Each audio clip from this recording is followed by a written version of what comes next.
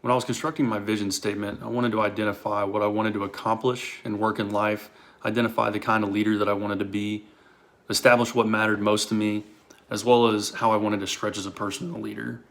After doing this, I came up with the following vision statement. The United States Army Alaska Division has a mission like no other organization in the Department of Defense.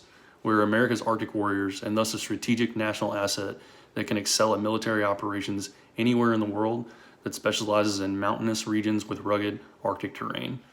Emphasis is always placed on training under the most combat realistic conditions as possible in order to prepare and function in extreme environments when it matters the most. We train to respond rapidly to a variety of contingency operations that may or may not result from conflict when all other axes of diplomacy have been exhausted.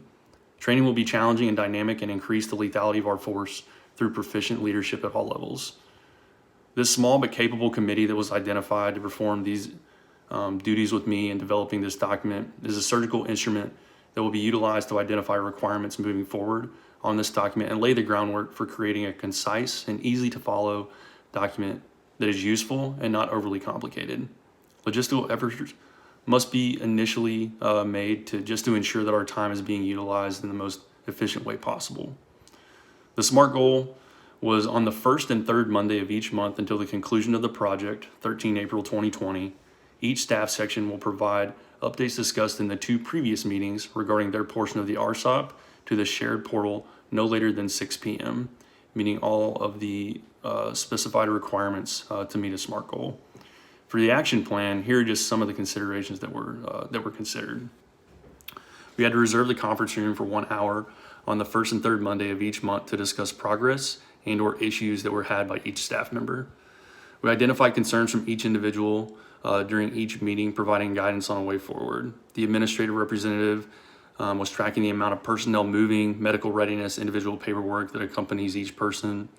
We identified personnel accountability requirements and shortfalls for HR representatives and ensured a detailed troops of task was included within each document, specifying the personnel who are participating as well as the whereabouts so that you can easily translate that into a commander's update brief. Some of the operational movement concerns, as well as the medical readiness to include vision, dental, pre-deployment considerations, shot records, and health assessments.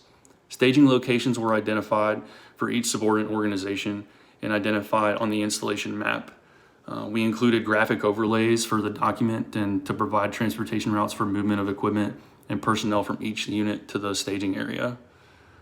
As you can see, we try to think about as much as possible in order to provide the maximum amount of information for the subordinate units. On the next slide, we'll talk briefly about the assessment of my SMART goal.